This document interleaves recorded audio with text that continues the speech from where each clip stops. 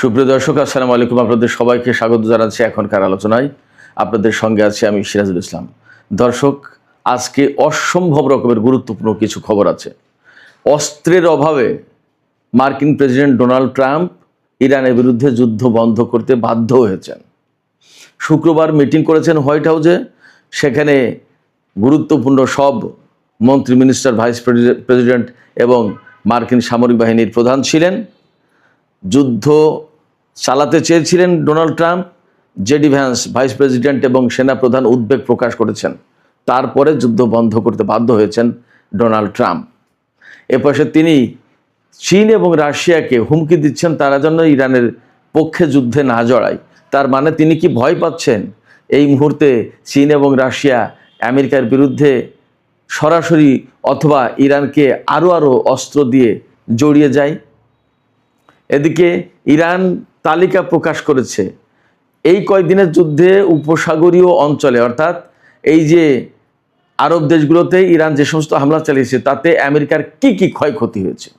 শুধু তাই না, আইআরজিসির মুখপাত্র ব্রিগেডিয়ার জেনারেল মোহেবি তিনি জানিয়েছেন এই কয়েকদিনের যুদ্ধে ইরানের হামলায় 200-র বেশি মার্কিন সেনা নিহত হয়েছে। জেনারেল মোহেবি বলেছেন যে আমাদের কথা যদি বিশ্বাস না হয় তাহলে মার্কিন সরকার সাংবাদিকদেরকে আমন্ত্রণ জানাক, উপসাগরীয় দেশগুলোতে কী ধরনের ক্ষয়ক্ষতি হয়েছে দেখাক।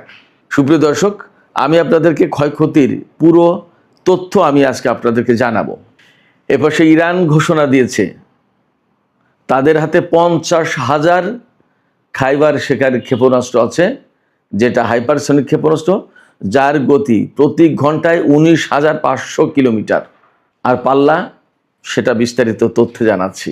ইসরায়েল বলেছে যে আমেরিকা যুদ্ধ বন্ধ করে যে কূটনৈতিক তৎপরতা চালাচ্ছে ইরানের সাথে, এই কূটনৈতিক তৎপরতা ব্যর্থ হবে এবং এখন যুদ্ধ বন্ধ করলেও মার্কিন প্রেসিডেন্ট ডোনাল্ড ট্রাম্প আবার ইরানের বিরুদ্ধে বড় যুদ্ধ শুরু করতে বাধ্য হবেন। তার মানে ইসরায়েলের পক্ষ থেকে কিন্তু একটা উস্কানি আছে। এপাশে ইরান জানিয়েছে আমেরিকা এরই মধ্যে 3 দফা প্রস্তাব দিয়েছে যুদ্ধবিরতির জন্য 3টা দেশের মাধ্যমে। ইরান প্রত্যেকটা প্রস্তাব নাকচ করে দিয়েছে। এই 3 দেশ কারা কারা ইরানের কাছে আমেরিকার পক্ষ থেকে যুদ্ধবিরতির প্রস্তাব নিয়ে গেল, এই সমস্ত তথ্য আজকের বিস্তারিত আলোচনায় জানাবো। দর্শক, আপনারা শুধু সঙ্গে থাকুন, আর ভিডিও ভালো লাগলে লাইক, কমেন্ট, শেয়ার করবেন এবং চ্যানেলটি সাবস্ক্রাইব করে সাথেই থাকবেন। দর্শক, চলুন বিস্তারিত আলোচনা করি। একদম শুরুতেই বলেছিলাম মার্কিন প্রেসিডেন্ট ডোনাল্ড ট্রাম্প গত 2 দিন, অর্থাৎ মার্কিন বাহিনী গত 2 দিন ইরানের বিরুদ্ধে কোনো যুদ্ধ করছে না। একেবারে হঠাৎ করে কি হয়ে গেল? চুপ কেন তারা? আমি নিজেও খুঁজছিলাম যে ব্যাপারটা কি, যুদ্ধ নেই কেন, তারা চুপ হয়ে গেল কেন? কিন্তু শেষমেশ তথ্য এসেছে। মার্কিন গণমাধ্যম Axios, new York Times, CNN সবাই বলছে একই কথা, অস্ত্রের অভাবে, গোলা বারুদের অভাবে ডোনাল্ড ট্রাম্প আর ইরানের বিরুদ্ধে এই মুহূর্তে যুদ্ধ করতে চাইছেন না। এতটাই কমে গেছে যে অল্প কিছুদিনের ভিতরে তার টোটাল ভান্ডার ফুরিয়ে যাবে। নট অনলি দ্যাট, আমেরিকার কর্মকর্তারা বলছেন যে পেট্রিয়ট ক্ষেপণাস্ত্র ব্যবস্থার যে ইন্টারসেপ্টার এতটাই কমে গেছে যে মানে আর চলা সম্ভব না, আর 1-2 পা গেলেই শেষ। এর ভেতরে শুক্রবারে, আজকে তো রোববার, শুক্রবারে মার্কিন প্রেসিডেন্ট ডোনাল্ড ট্রাম্পের অফিসে, হোয়াইট হাউসের অফিসে মিটিংয়ে বসেছিলেন প্রেসিডেন্ট ডোনাল্ড ট্রাম্প, যুদ্ধমন্ত্রী Pete Hegseth, vice president JD Vance, সেনাপ্রধান ড্যান কেইন সহ সব গুরুত্বপূর্ণ মন্ত্রী কর্মকর্তারা। সেখানে ডোনাল্ড ট্রাম্প ইরানের বিরুদ্ধে বড় অভিযান চালানোর কথা বলছিলেন।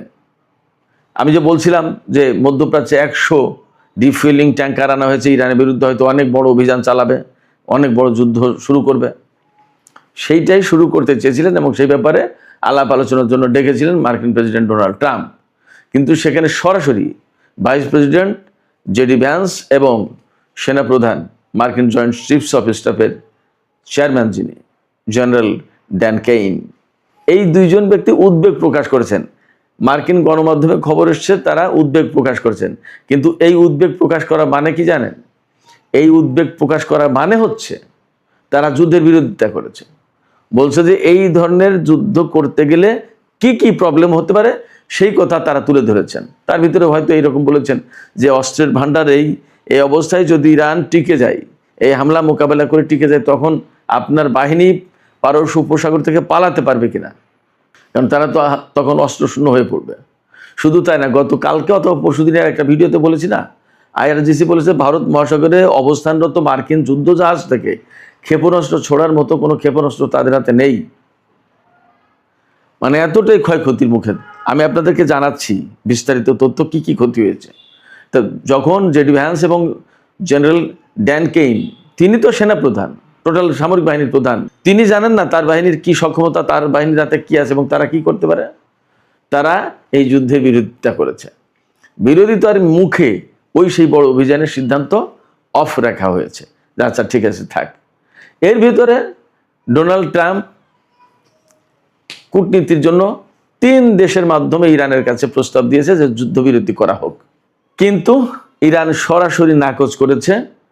কোনো যুদ্ধবিরতি আমেরিকার সাথে এখন আর হবে না। কোন কোন দেশ এই যুদ্ধবিরতির প্রস্তাব নিয়ে গেছে আমি বলছি, তার আগে আরেকটু বলি।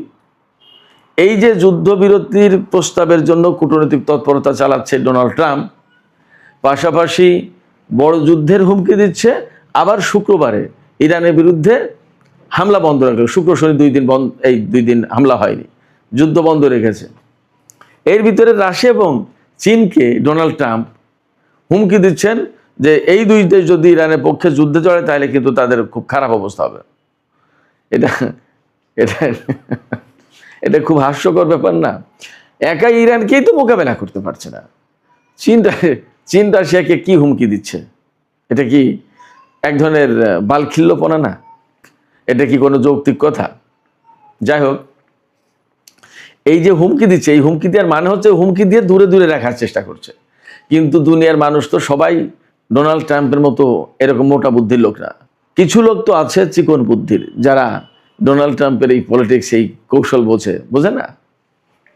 তো আবার হতে পারে যে সত্যি সত্যি সে ডোনাল্ড ট্রাম্প ভয় পাচ্ছে যে যদি চীন এবং রাশিয়া এই মুহূর্তে জড়ায় যায় তাহলে আমার উপায় কি? ইরানকেই তো সামাল দেওয়া যাচ্ছে না, সেক্ষেত্রে চীন রাশিয়া জড়ালে উপায় কি?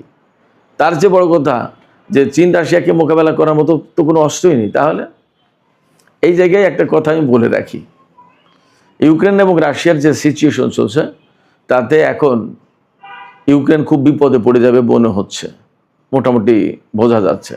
আর এই যে ইসরায়েল বললো না যে ডোনাল্ড ট্রাম্প যদিও যুদ্ধ বন্ধ রেখেছে একতরফা, এবং তিনি কূটনৈতিক তৎপরতা চালাচ্ছে ইরানের সাথে একটা যুদ্ধবিরতি করা যায় কিনা। ইসরায়েলের টাইমস অফ ইসরায়েলের খবর এসছে, ইসরায়েল সরকার এভাবে ভাবছে যে আমরা শিওর ডোনাল্ড ট্রাম্প এখানে ব্যর্থ হবে, তার মানে ইরান এই যুদ্ধবিরতির প্রস্তাব মানবে না। তার মানে ডোনাল্ড ট্রাম্পকে তখন আবার যুদ্ধ করতে হবে। এটা কিন্তু ডোনাল্ড ট্রাম্পের সামনে একটা বিকল্প পথ দেখিয়ে দেওয়ার চেষ্টা, কৌশলে ইসরায়েলের এটা একটা কৌশল। এটাকেই আপনারা সহজ ভাষায় উস্কানি বলতে পারেন। উস্কানি বলেন আর কৌশল পথ দেখিয়ে দেওয়ার ব্যবস্থা করে যে এই পথে যাও, যাই বলেন। তো এটা কেন করছে ইসরায়েল করছে এই কারণে, ইসরায়েল দেখছে যে আমেরিকার মতো শক্তিকে এইভাবে কোণঠাসা করে ফেলেছে ইরান। আমেরিকা যদি এখান থেকে যুদ্ধ না করে পিছিয়ে যাও মানে কি, তাহলে মধ্যপ্রাচ্যে এই ঘাঁটিগুলো নির্মাণ করতে পারবে না, এই ঘাঁটিতে সেনা থাকতে পারবে না এবং থাকার কোনো পরিস্থিতি থাকবে না।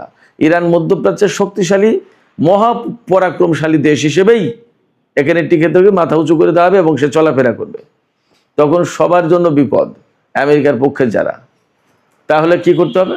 অতএব আরেকবার যুদ্ধ করে অ্যাট এনি কস্ট ইরানকে যুদ্ধের ভিতরে রেখে ক্ষতিগ্রস্ত করে দিতেই হবে। এইরকম চেষ্টা তদবির তারা চালাচ্ছে।